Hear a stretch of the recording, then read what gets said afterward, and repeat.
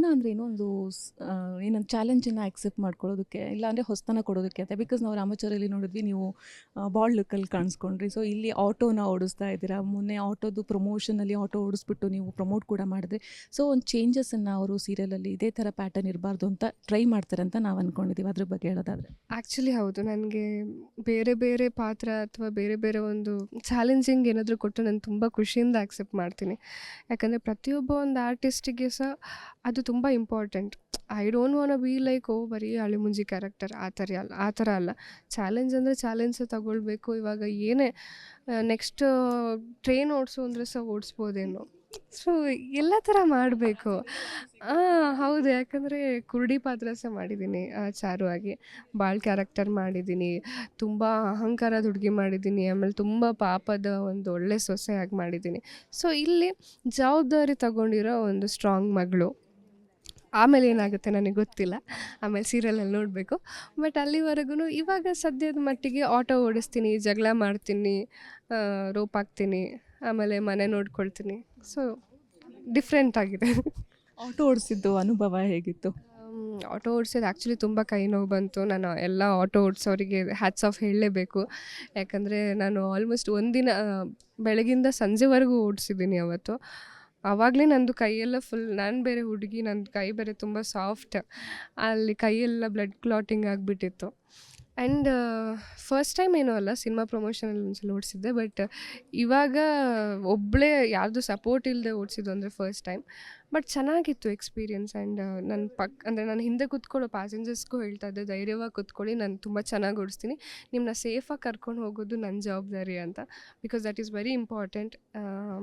Auto ಒಂದು ದಿವಸದಲ್ಲಿ ಕಲಿತು ನಾನಿನ್ನು ತುಂಬ ಎಕ್ಸಲೆಂಟ್ ಆಗಿದ್ದೀನಿ ಅಂತ ಹೇಳಲ್ಲ. ಬಟ್ ನಾನು ಅವರ ಸೇಫ್ಟಿನ ಫಸ್ಟ್ ತಲೆಯಲ್ಲಿ ಇಟ್ಕೊಂಡು ಐ ವಾಸ್ ಡ್ರೈವಿಂಗ್. ಸೊ ಸೀರಿಯಲಲ್ಲಿ ಮಾಡೋವಾಗ ಒಂದಿಷ್ಟು ಪಾತ್ರಗಳನ್ನು ಮಾಡೋವಾಗ ನಿಮ್ಮ ಜೊತೆ ಅಂದರೆ ನಿಮ್ಮ ಒಂದು ಕೋ ಆರ್ಟಿಸ್ಟ್ಗಳಿರ್ತಾರಲ್ಲ, ಅವ್ರ ಜೊತೆಗೆ ಒಂದು ಬಾಂಡು ಸಿಕ್ಕಾಪಟ್ಟೆ ಮ್ಯಾಟರ್ ಆಗುತ್ತೆ. ಬಿಕಾಸ್ ಒಂದು ಸೀರಿಯಲ್ ಹಿಟ್ ಆಗಬೇಕಂದ್ರೆ ನಿಮ್ಮ ಒಳಗಡೆ ಇಂಟರ್ನಲ್ ಬಾಂಡ್ ಯಾವ ಥರ ಇರುತ್ತೆ ಅದ್ರ ಮೇಲೆ ಡಿಪೆಂಡ್ ಆಗುತ್ತೆ. ನಾರಾಯಣ್ ಸರ್ ಜೊತೆ ನೀವು ಆ್ಯಕ್ಟ್ ಮಾಡ್ತಾ ಇದ್ದೀರಾ, ಅದ್ರ ಬಗ್ಗೆ ಆ್ಯಕ್ಚುಲಿ ಫಸ್ಟ್ ಹೇಳಬೇಕು ಅಂದರೆ ಹೀರೋ ಅಕ್ಷಯ್ ಮಾಡ್ತಾ ಇದ್ದಾನೆ.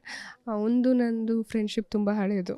ಸೊ ನಮ್ಮಿಬ್ಬರಿಗೆ ತುಂಬ ಹೆಲ್ಪ್ ಆಯಿತು, ಕೆಮಿಸ್ಟ್ರಿ ಅಥವಾ ಆ್ಯಕ್ಟ್ ಮಾಡೋದಕ್ಕೆ ತುಂಬ ಕಂಫರ್ಟೇಬಲ್ ಆಯಿತು. ಆ್ಯಂಡ್ ಇಸ್ನಾನ್ ಸರ್ ಸಹ ನನಗೆ ಹಳೆ ಪರಿಚಯ. ಆ್ಯಂಡ್ ಮಗಳ ಥರನೇ ನೋಡ್ತಾರೆ. ಆ್ಯಂಡ್ ಯಾವಾಗಲೂ ನನಗೆ ರೇಗಿಸ್ತಾ ಇರ್ತಾರೆ, ನಳ್ಳಿ ಮುಳ್ಳೆ ಅಂತ.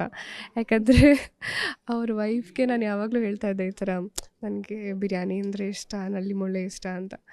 ಆ್ಯಂಡ್ ಅಷ್ಟೇ ಪ್ರೀತಿಯಿಂದ ನೋಡ್ಕೊಳ್ತಾರೆ. ಆ್ಯಂಡ್ ನನ್ನ ಫ್ಯಾಮಿಲಿ ಅಂತ ಬಂದರೆ ನವೀನ್ ಸಜ್ಜು ಇದ್ದಾರೆ, ದಿವ್ಯಕ್ಕ ಆ್ಯಂಡ್ ಸ್ನೇಹ ಆ್ಯಂಡ್ ಜೋಶಿ ಅಮ್ಮ, ಎಲ್ಲರೂ ಸಹ ತುಂಬ ಸ್ವೀಟ್.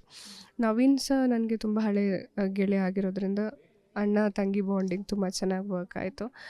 ಆ್ಯಂಡ್ ನಮ್ಮದು ನಿಜವಾಗ್ಲೂ ಅಕ್ಕ ತಂಗಿ ಅಣ್ಣ ಎಲ್ಲ ಇರೋ ಥರ ಇದ್ದೀವಿ. ಅಷ್ಟೇ ಎಂಜಾಯ್ ಮಾಡಿಕೊಂಡು ಖುಷಿಯಾಗಿ ವರ್ಕ್ ಮಾಡ್ತೀವಿ. ಸೊ ಫೈನಲಾಗಿ ಒಂದು ಕ್ವೆಶನ್ ಏನಂದರೆ, ಇವತ್ತಿನ ನೀವು ಒಂದು ನ್ಯೂಸ್ ನೋಡಿದ್ದೀರಾ ಇಲ್ವಾ ಗೊತ್ತಿಲ್ಲ, ಬಟ್ ಆರ್ಟಿಸ್ಟ್ಗಳನ್ನು, ಅದರಲ್ಲೂ ಹೀರೋಯಿನ್ಸನ್ನು ಬೇರೆ ಥರ ಆ್ಯಂಗಲಲ್ಲಿಟ್ಟು ಫೋಟೋ ಶೂಟ್ ಮಾಡ್ತಾರೆ ಅಂತ ಒಂದು ಕಂಪ್ಲೇಂಟ್ ರೇಸ್ ಮಾಡಿದ್ದಾರೆ ಸಪ್ತಮಿ ಗೌಡ ಅವರು.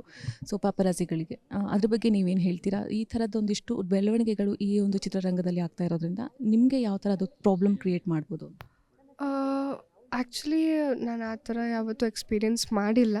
ಬಿಕಾಸ್ ನಾನು ಯಾವತ್ತೂ ಆ ಥರ ಅವಕಾಶ ಸಹ ಕೊಡಲ್ಲ. ಇಫ್ ಎನಿಥಿಂಗ್ ಲೈಕ್ ನನಗೆ ರಾಂಗ್ ಅನ್ನಿಸ್ತಾ ಇದೆ ಅಂದರೆ ನಾನು ಆನ್ ಸ್ಪಾಟೇ ಅಲ್ಲಿ ಮೇಕ್ ಶ್ಯೂರ್ ಅವರು ಸ್ಟಾಪ್ ಮಾಡ್ತಾರೆ ಅಂತ. ಸೊ ಪ್ರತಿ ಸಲ ನಾನು ಹಾಗೆ ಇದು ಮಾಡೋದು. ಯಾಕಂದರೆ ನನಗೆ ಇಟ್ಸ್ ನಾಟ್ ಅಬೌಟ್ ಅವರೇ ಸಹ ಆ ಒಂದು ಅರ್ಜೆಂಟಲ್ಲಿರ್ಬೋದು, ವಾಟ್ ಎವರ್ ಏನೋ ಪ್ರಾಬ್ಲಮ್ ಇರ್ಬೋದು, ಏನೋ ಗೊತ್ತಿಲ್ಲ. ಬಟ್ ಒಂದೊಂದು ಸಲ ಒಬ್ಬೊಬ್ಬರಿಗೆ ಅನ್ಕಂಫರ್ಟೇಬಲ್ ಆಗೋ ಸಾಧ್ಯತೆಗಳಿರುತ್ತೆ. ಬಿಕಾಸ್ ಕೆಲವೊಂದು ಸಲ ಲೈಕ್ ಸ್ಟೆಪ್ಸ್ ಹತ್ಕೊಂಡು ಹೋಗ್ತಾ ಇರ್ತಾರೆ. ಆ್ಯಂಡ್ ಪಾಪರಾಜಿಗ್ will be like standing down stage, ಅವಾಗ ಏನು ಮಾಡೋಕ್ಕಾಗಲ್ಲ. And if they do like ಬೇಕು ಅಂತಲೇ ಮಾಡಿದ್ರೆ ನಾವೇನು ಮಾಡೋಕ್ಕಾಗಲ್ಲ. ಸೊ ಬೆಟರ್ ಅವ್ರಿಗೆ ಸಹ ಅದೊಂದು ಕಾಮನ್ ಸೆನ್ಸ್ ತಲೆಯಲ್ಲಿ ಇಟ್ಕೊಂಡು ಲೆಟ್ ದೆಮ್ ಶೂಟ್ ಅಷ್ಟೇ. ಈ ಥರ ಶೂಟ್ಗಳು ಮಾಡಿದಾಗ ನಿಮ್ಮ ಹುಡುಗಿರಿಗೆ ಅದೆಷ್ಟು ಅನ್ಕಂಫರ್ಟೇಬಲ್ ಆಗುತ್ತೆ? ಈಗ ಸಪ್ತಮಿ ಗೌಡ ಅವರ ಒಂದು ವಾಯ್ಸ್ ರೇಸ್ ಮಾಡ್ತಾ ಇದ್ದಾರೆ ಆ ವಿಷಯಕ್ಕೆ ಸಂಬಂಧಪಟ್ಟಂತೆ, ನೀವು ಅದಕ್ಕೆ ಎಷ್ಟರ ಮಟ್ಟಿಗೆ ಒಪ್ಪಿಗೆ ಕೊಡ್ತೀರಾ ಅಂತ?